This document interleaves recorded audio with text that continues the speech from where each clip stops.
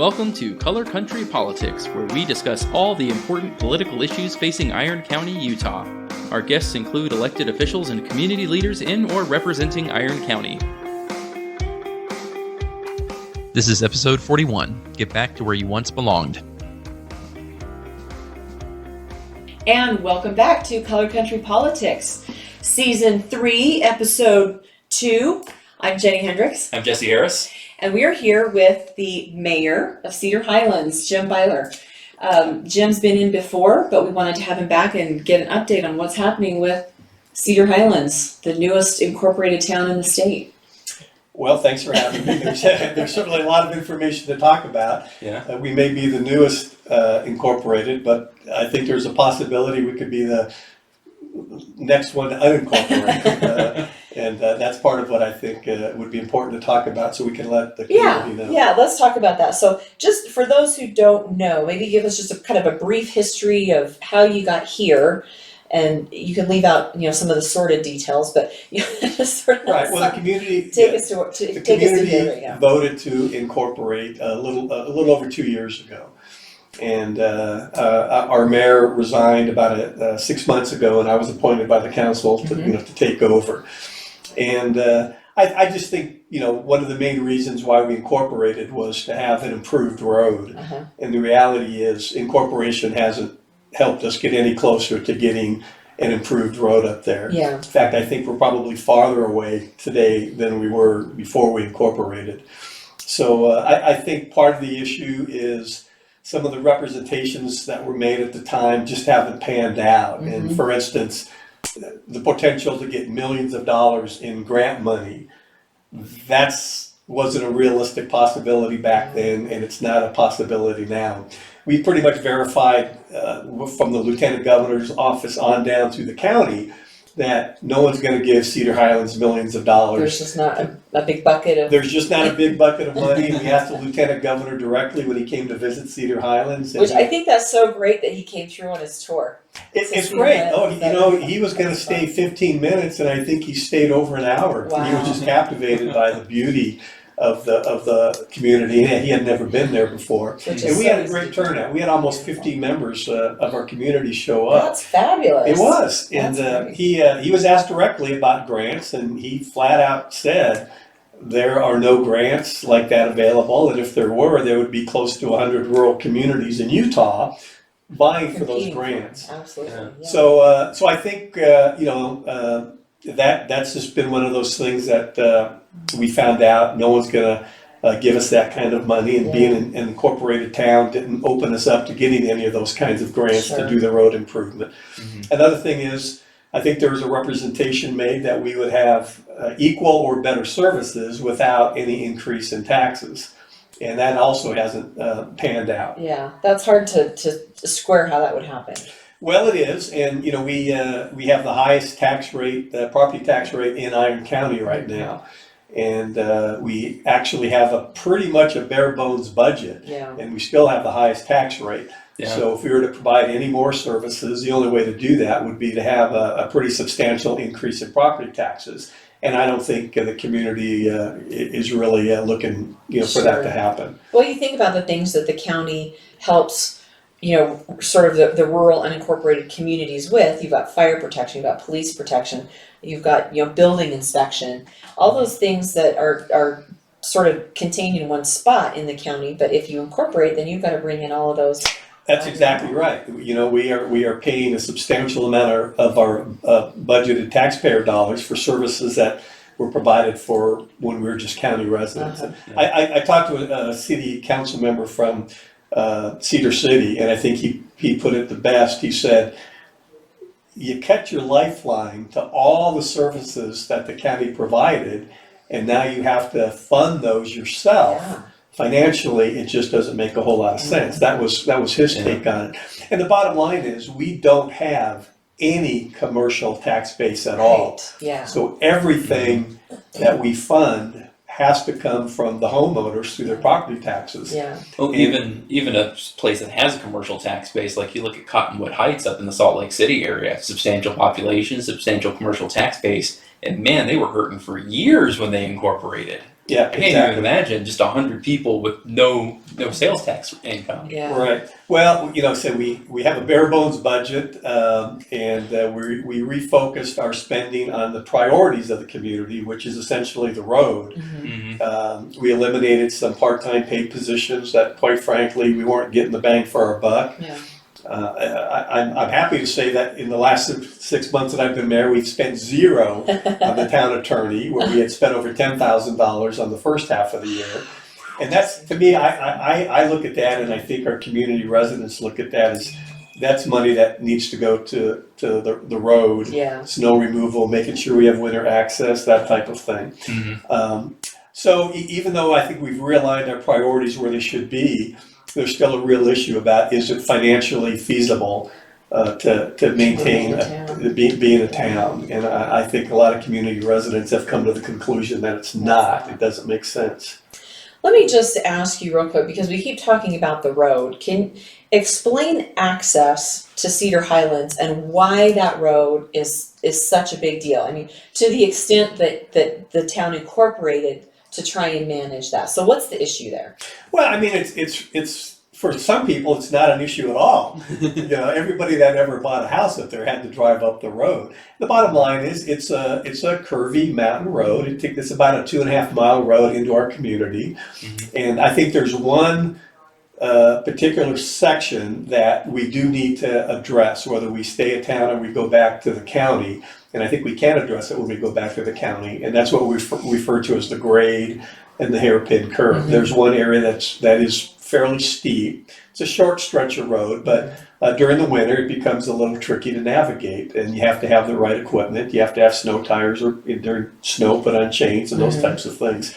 But I think most people would like an improved road. Yeah. That doesn't necessarily mean a freeway running up to Cedar Highlands. Right. We go back and forth about whether we should have a paved road or just an improved gravel road, improve some of the hairpin curves and those types of things. Yeah. And I think that's what we'll try to do going forward, assuming we go back to county governance. Yeah. Now, my understanding is the reason the road is such an issue is because originally Cedar Highlands was designed as just a summer, like, second home cabin type. But over the years, it's definitely become a place where people live there year round. Right. You've got lots of full-time residents. And so when that road was originally put in, it was not built to county standards. Right. And so it's not like the county can just come in and take it over because of the grade and because of those turns. Is that an accurate? Right. And, this was way back before almost everybody lived up there, that it was kind of initially proposed and designed as a part-time summer community. Yeah, so we're going back 30 plus years, but it's clearly evolved into a full-time bedroom community in Iron County with a lot of full-time residents up there, and there's still a lot of part-time residents, but it's becoming more and more full-time residents. I mean, I live there obviously full-time, and so it's a matter of the road can be improved.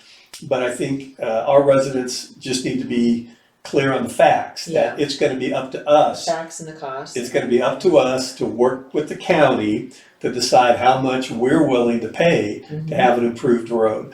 The county's not going to come in and write a check, for X millions of dollars to improve the road. We already determined there's no grant money. Right. And so the way forward is for us as a community to decide how much we're willing to be assessed for an improved road. I'm willing to, if we go back to the county, our property taxes are going to go down significantly, which is a good thing. We'll all be saving money on our property taxes. If we can then accept an assessment from the county to improve the road, then we'll have a better road up there. Let me ask you this too, because I've had people talk about Right Hand Canyon that goes up to the top of the subdivision. Now that's closed down in the winter. What's the possibility of making that the full-time access to Cedar Highlands? The problem with that, and we've talked to the county specifically about that, is that road does not hold up to heavy snow plowing equipment during the winter. And so they're concerned that if you plow that road, you'll end up doing damage. Right. It's a part of it. The patch jobs they're doing are asphalt, but the road basically is a chip seal, and it doesn't have the foundation necessary to hold up the heavy equipment. It doesn't have that 8 inches of compaction and base, and then the road Exactly. base, and then the. So they don't plow it because of the damage that they could do to the road, and therefore it's closed during the winter, and we don't have access that way. So we have to come up the front of the mountain.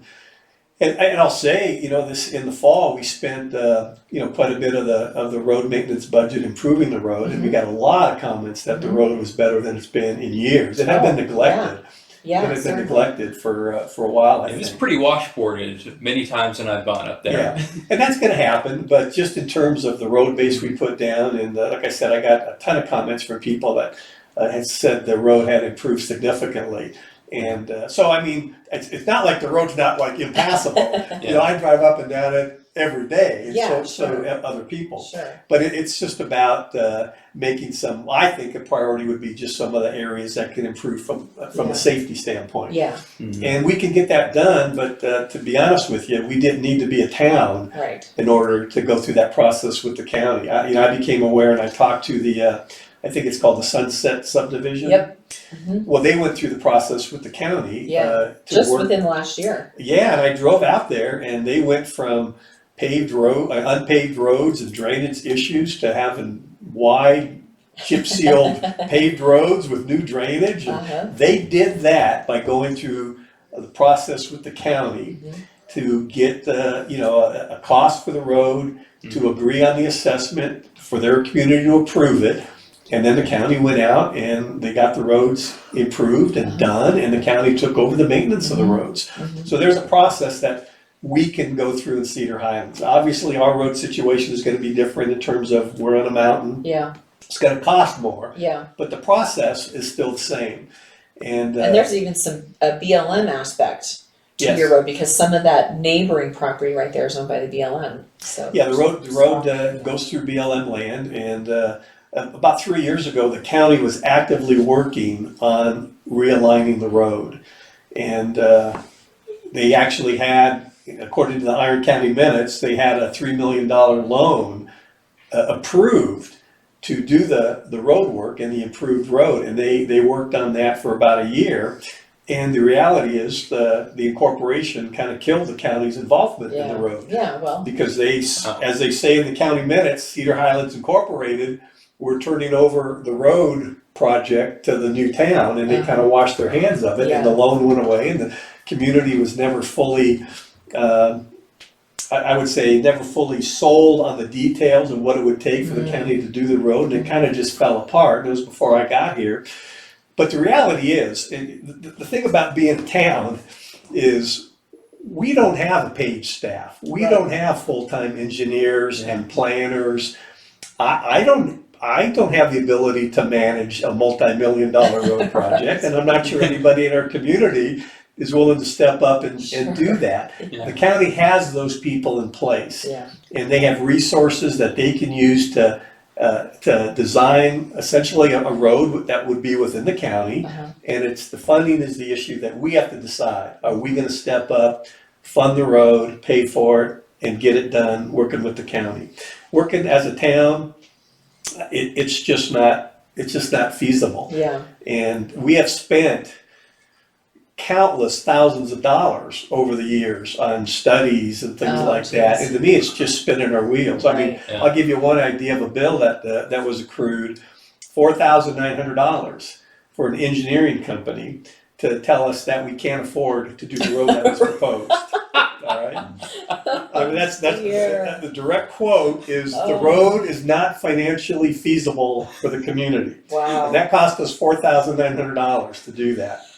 So now that proposed road is ultimately not going to be the road I think we end up actually funding. Sure. That was the freeway up from Cedar Highlands up to the top of the mountain. And we're not going to build that road. No. We can't afford it. But we can't decide as a community what kind of road do we want to pay for and work with the county and get it done. Yeah. But we've got to stop frivolously spending money. We've got to focus our efforts on the road, and the best way to do that is working with the county who have the experts Right. and the paid people and have the experience in getting big road projects done. Yeah. And if you don't believe me, go out to the Sunset subdivision and drive their roads Yeah, that the county just put in this last fall. yeah. And you'll see for yourself what can be They're done. nice. They're So- nice. I was just gonna say, we talked a little bit about the unincorporation, but there is a timeline that I think is gonna. Yeah, that was my next question for you. So what is the future of Cedar Highlands as you see it? There is a citizen committee that is going to collect signatures for a petition to disincorporate the town, and they're gonna start doing that in February. Okay. So, they only need 17 signatures. That's all it takes to get it on the ballot, believe it or not. Sounds tricky. Well, we had 67 people vote in the last congressional election, and you Okay. need 25% of Right. that number. So there'll be no problem for getting 17 signatures. That will go to the county clerk. He'll verify that the signatures are valid, Uh-huh. and then it gets turned over to a Iron County judge.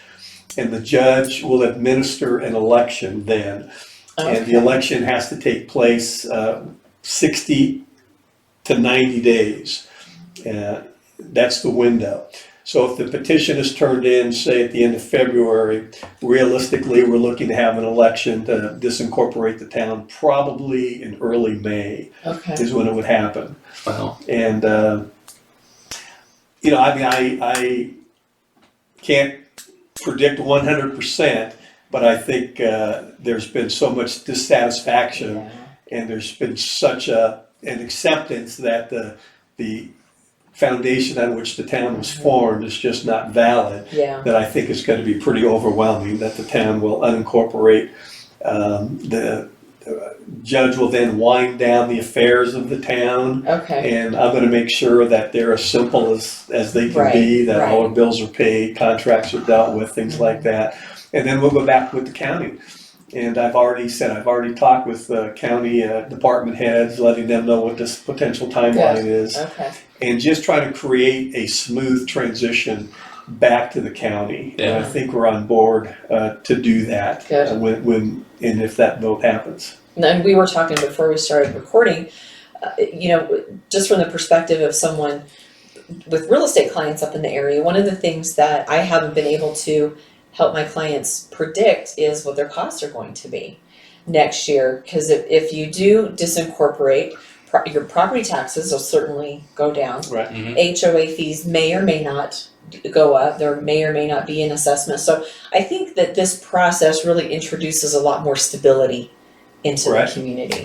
No, absolutely. I mean, there's certain things that we know are going to happen.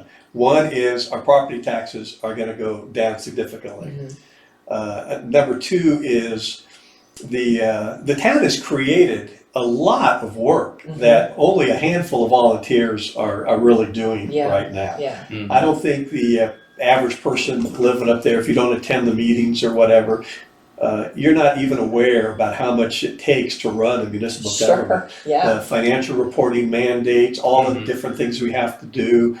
I also think that our liability will go down Sure. because essentially, we assume the liability for a huge chunk of land. Yeah.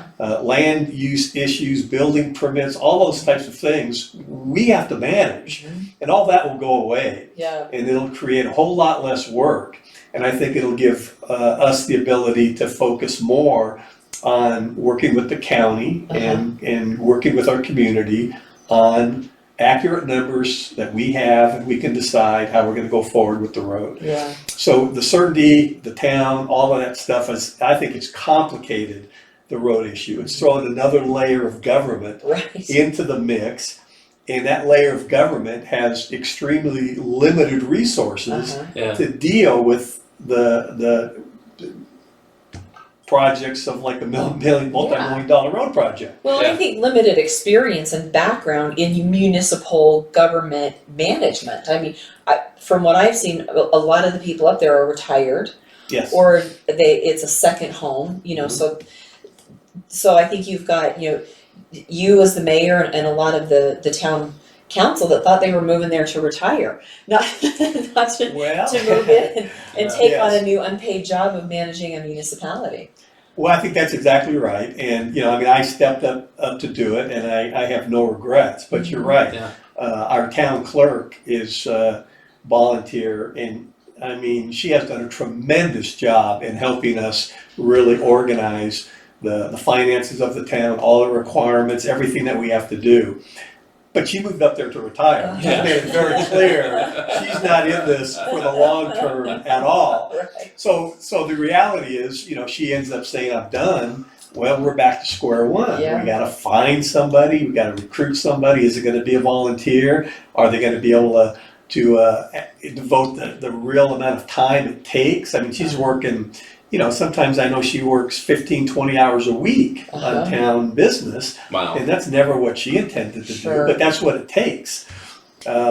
So, I mean, it's kind of interesting being a mayor advocating the demise of my own town. Your domain. But I'm a realist, Yeah. and I honestly have no other agenda other than to try to do what's best for the people that Yeah. live there. Yeah. And I'm talking about the people that live there today. Sure. I can't worry about who might move up there 10 years from now.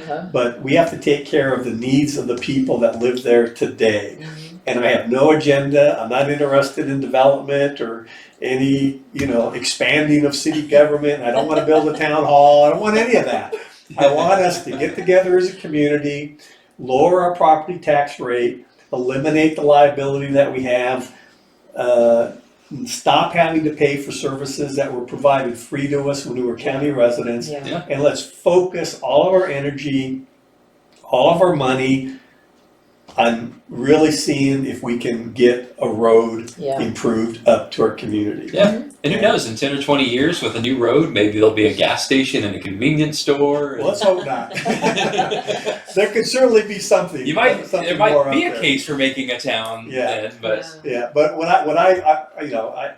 Jennie, you've been in real estate. I just want to always emphasize that we talk about these issues and problems. But Cedar Highlands is one of the most unique, Oh, yeah. beautiful, It's- picturesque communities Mhm. in the southwestern United States. It really is. It really is. It's And you can talk phenomenal. about, these obstacles and these things that need to be overcome, and then you take people up there and you show them these beautiful cabins with these views that just they're jaw dropping. blow your yeah. mind. Yeah. They just and in fact, I took some people up there a few weeks ago, and they sat down in the living room and they said, "We're not leaving. We're just gonna buy it." Well, I don't doubt that for a minute because it is really so unique and so beautiful, and I've never lived in a place like this at all. And I just think we got off track a couple of years ago. Yeah. Let's get back on track, and let's really just focus on the needs of the people up there.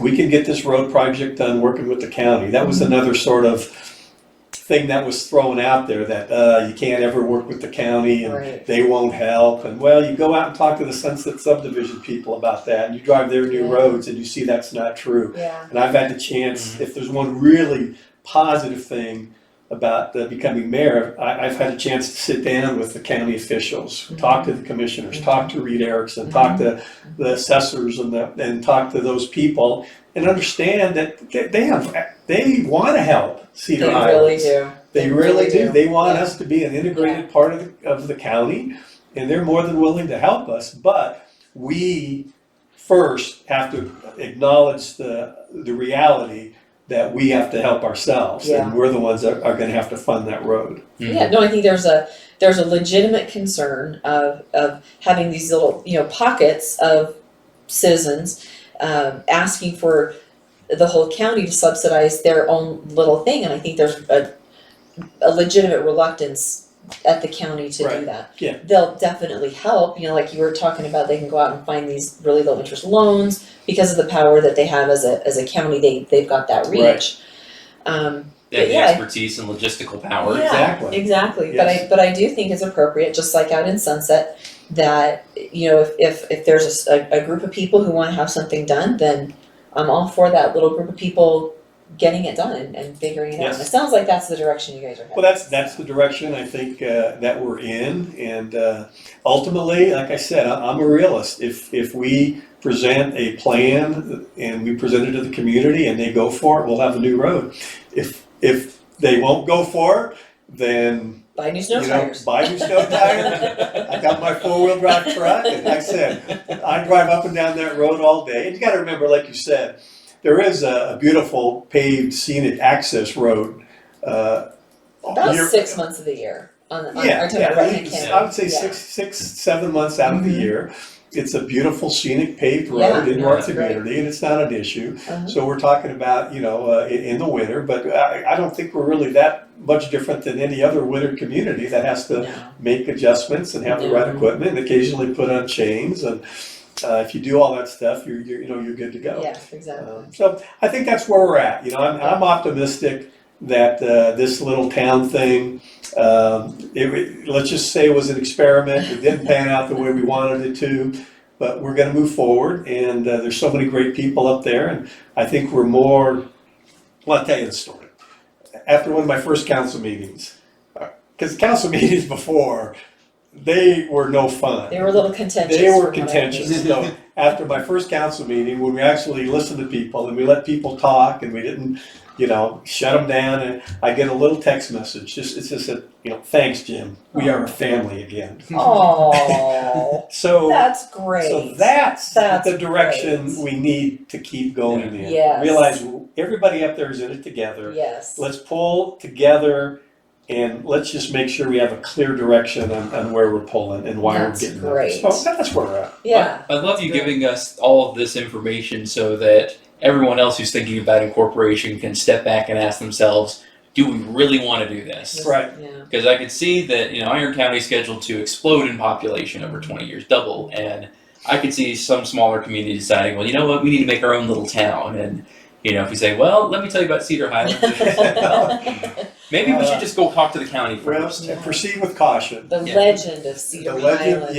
Yeah, that's a good one. We appreciate your Proceed cautionary with tale. caution. And I'll be happy to talk to anybody that wants my input. And I'm not saying never, but you have to really look at all the issues and think it through and make sure that you've got the right people, leading you in for the right reasons. Sure. Yeah. That's what it comes down to. That's great. Well, I covered everything that I had. Do you have anything else that? No, I'm just glad that you came and give us an update. Anything else that you want this community to know about your little family up in Cedar Highlands? I think you talked about how many homes have sold. The real estate market is good. I've actually not seen, the last couple of years, I've seen it continue to be strong, and I think that is really a testament to the sheer beauty. Yes. That you find up there. It's just incredible. I mean, in the last 12 months, there's been 8 residential properties sold. You've got 1 under contract, and there's 8 on the market. So you're really tracking about the same as you always have. Yeah. So I would just say, anybody that looking to check out Cedar Highlands, don't let this road issue be any kind of a limiting factor. Yeah. I mean, everybody has adjusted. I mean, I'm from San Diego. I grew up and pretty much spent my entire life in San Diego. Now I'm living in the mountains in Utah. So I always tell people, if I can adjust, Jim can do it. Anybody can adjust and can make it. So, but anybody have any questions? You can always contact me through our mayor email on the website, and I'll be happy to talk to anybody about our community. That's great. I've sent a lot of people your way to get that kind of assurance and sort of that vision for what the future is going to be. So that's great. Keep doing it. Okay, you got it. Well, thank you so much. Really appreciate you coming in. It's fascinating information, and like you say, it could be historically relevant. Yes. A footnote. That's right. This has been Color Country Politics, and I'll see you next time.